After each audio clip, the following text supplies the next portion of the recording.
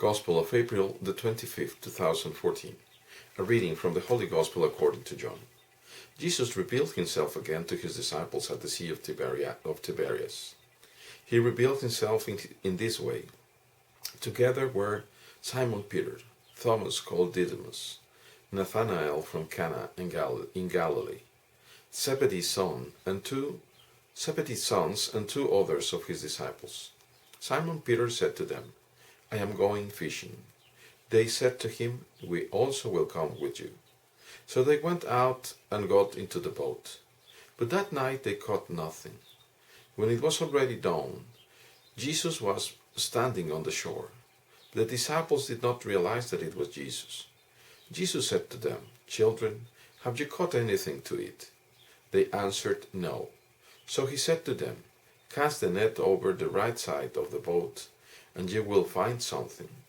So they cast it, and were not able to pull it in because of the number of fish.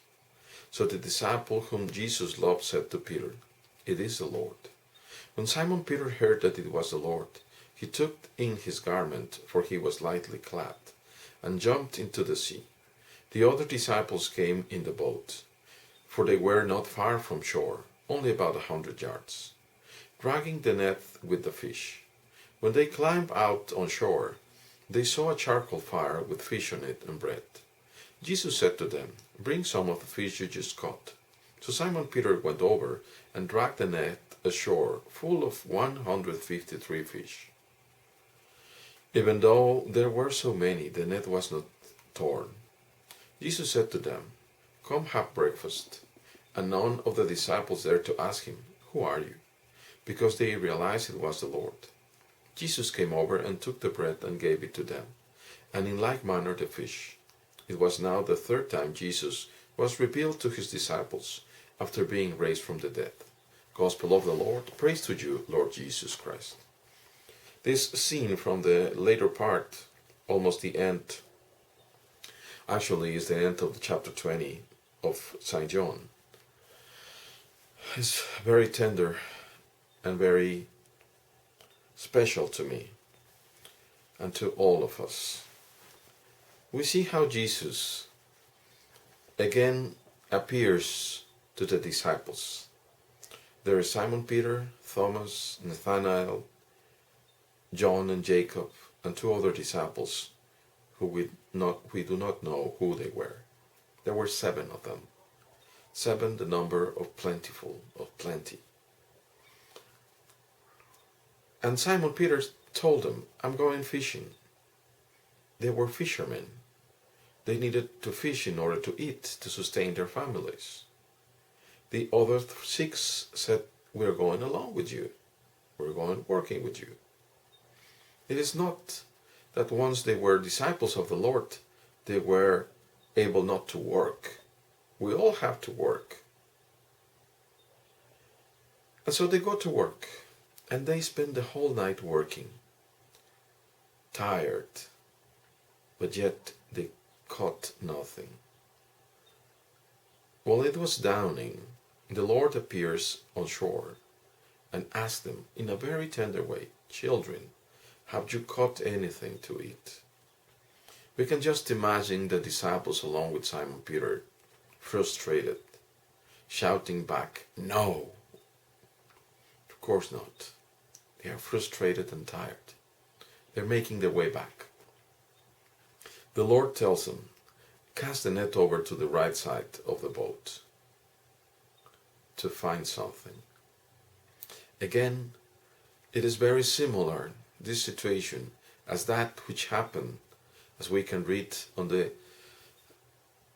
Gospel of Mark and the others, how there was, Luke especially, how there was this special time when Simon Peter knew that there was the Lord before him in the miracle caught a fish the first time. So again, and then again is a question of a leap of faith. The Lord is asking these tired people that have been working all night, cast your net again to the right side. And they do. They are humble enough, faithful enough, even though they still did not knew, they did not know who it was on the shore. They didn't know it was Jesus, but still they cast the net.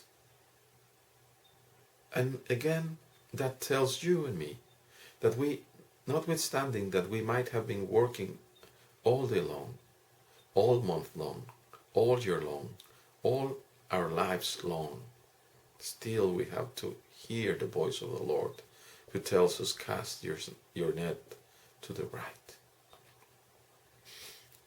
They are, we can again imagine, just imagine the faces of these disciples, astounded by the caught, by the fish. And it is very interesting that precisely the disciple that loves Jesus the most and is loved the most in return, which is not only John but you and me, if you dare to love the Lord that way, is the very first one to recognize the Lord. He tells Peter, it is the Lord. And Peter, Simon Peter, who loves the Lord also deeply, jumps into the sea because he does not want to wait for the boat to come ashore. He wants to be immediately with the Lord. And it is very tender for me to see what happens when they climb ashore. They see the charcoal fire with fish and bread prepared for them. The Lord had taken the time to fix the breakfast for them, yet it is not complete. He asked them, bring some of the fish you just caught, so that it is plentiful for everyone. They even give the number of the fish caught. Then none of them ask him, who are you? The Lord calls them, come have breakfast. He puts himself in our place. He knows that they are hungry, as he knows that you and me are hungry for many things. And he wants to give us all that we need, just as he has given the disciples all that they needed at that time. So again, I would like to finish telling you, reminding you, that it is important today that we hear the Lord, that we have faith, but not only faith inside ourselves, but that faith translated into actions that compromise our doing every day. In that way, we will find the Lord not only one day, but every single day, going ahead of us in our lives, coming along with us in our path. God bless you all, brothers.